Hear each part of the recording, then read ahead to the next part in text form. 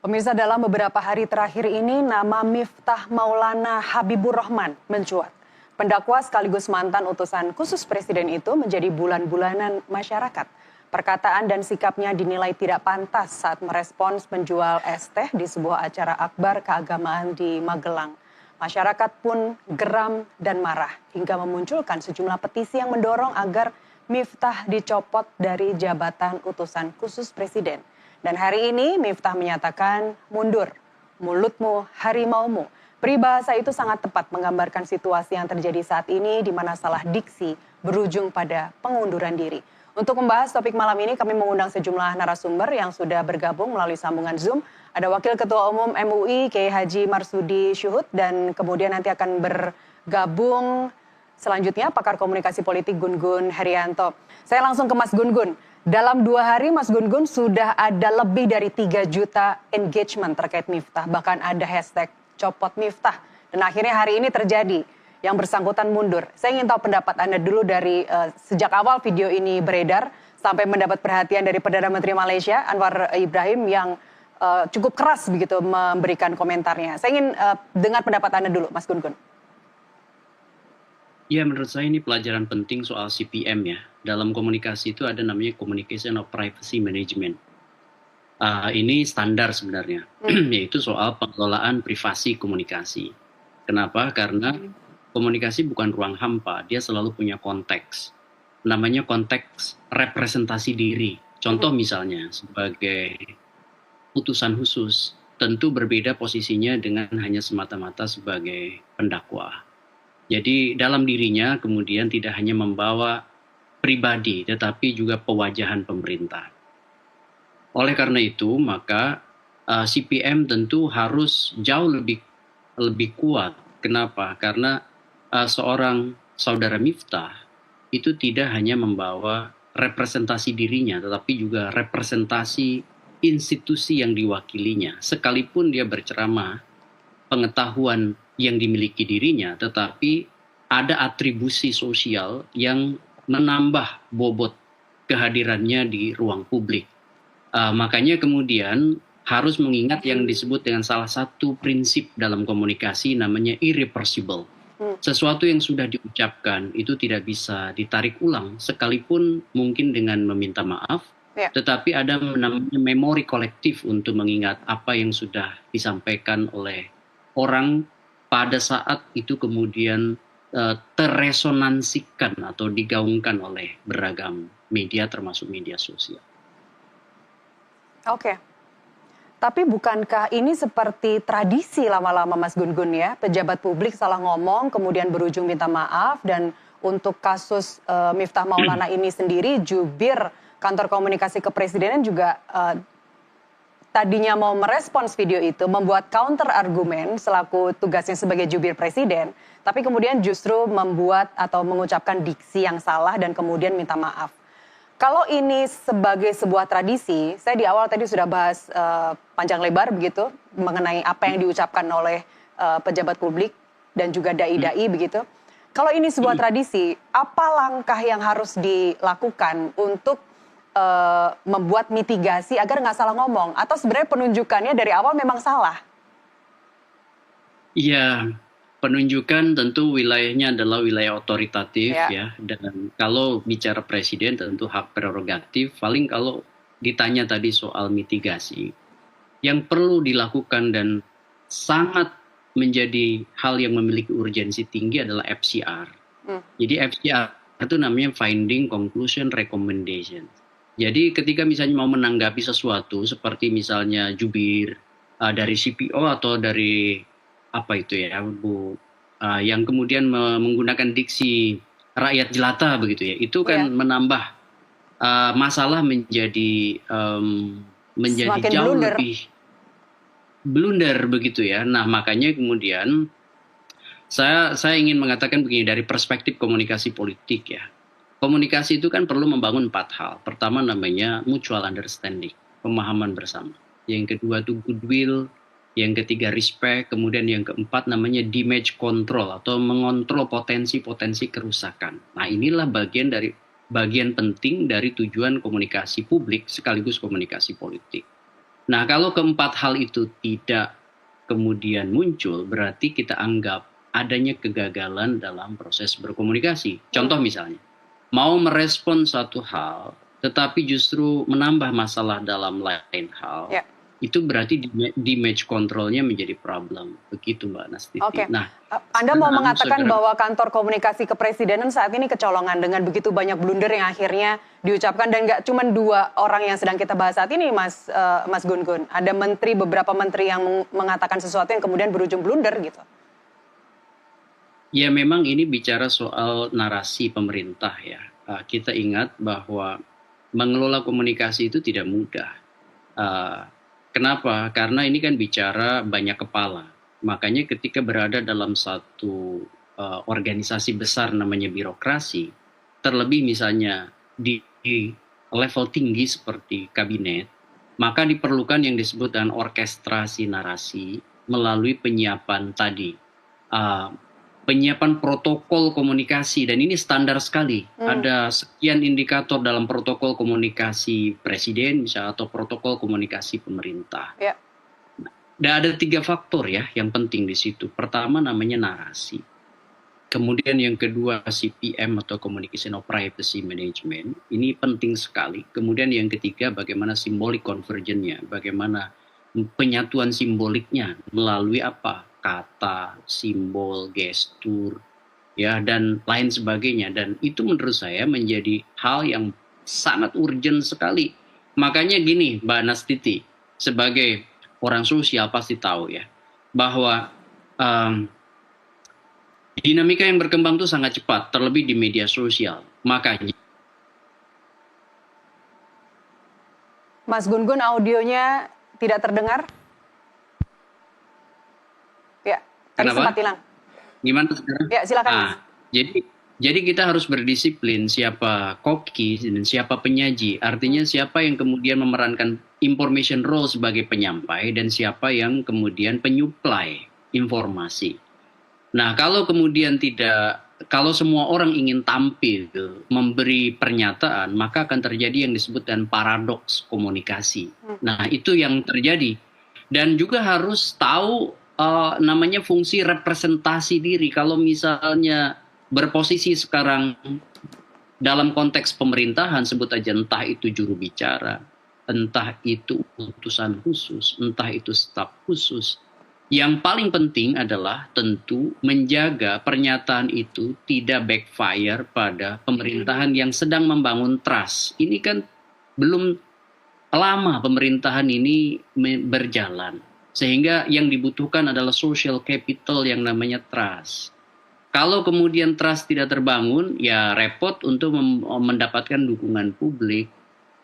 Oleh karena itu, maka agenda pertama selain tentu ya soal tata kelola masing-masing kementerian adalah mengelola komunikasi publik yang intens, sehingga komunikasi publik itu bisa selaras dengan keinginan Pak Prabowo untuk membangun pemerintahan yang kuat di awal. Gitu. Oke, sebelum saya ke Pak Kiai, Mas Gun-Gun, tapi bukankah tidak ada yang berubah dari seorang Miftah Maulana? Dari dulu gaya berdakwahnya memang kayak gitu, guyon penuh kelakar, banyak yang menikmati cara bercandanya, cara berdakwahnya. Saya termasuk yang menikmati sebenarnya.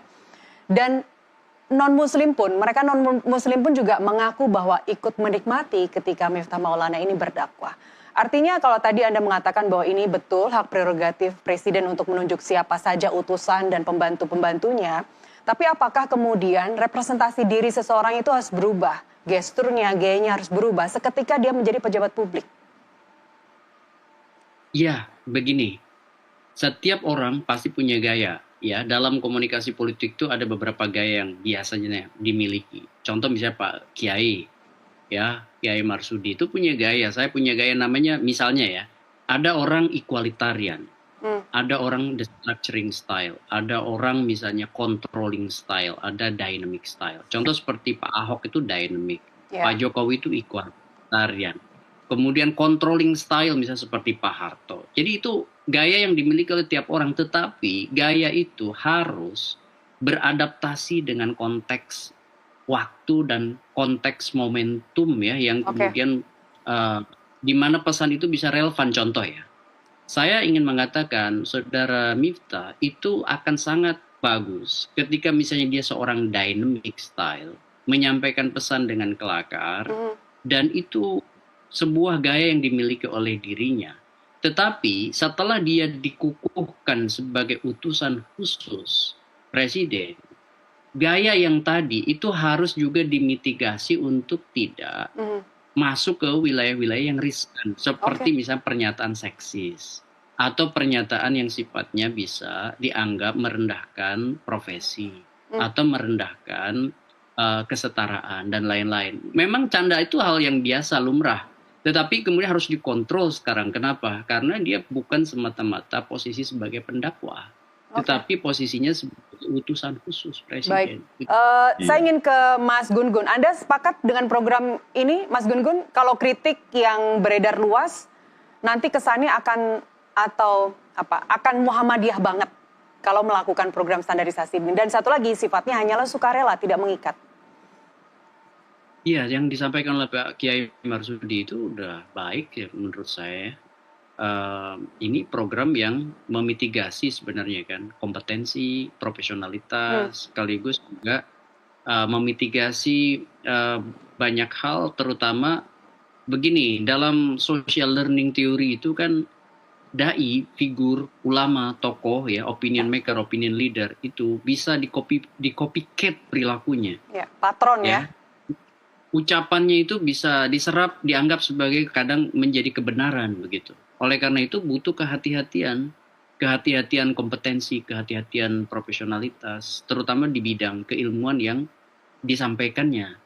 Nah, oleh karena itu maka apa yang tadi disampaikan oleh Kiai Marsudi, saya sepakat. Ya, ini penting sekali ya dalam konteks misalnya bicara soal umat yang, mohon maaf ya, ini seperti piramida. Dan lapis terbesar dari komposisi masyarakat itu adalah general public atau masyarakat awam. Di tengah itu namanya attentive public. Kemudian di puncak itu namanya kelompok elit. Nah, masyarakat awam ini akan terpengaruh oleh attentive public dan elit. Makanya kemudian ketika tokoh agama yang dimasuk kategori elit ya dalam infrastruktur politik, itu tentu juga harus dibekali dengan kemampuan-kemampuan standar. Bahkan kalau bisa mumpuni begitu untuk kemudian menjadi role model.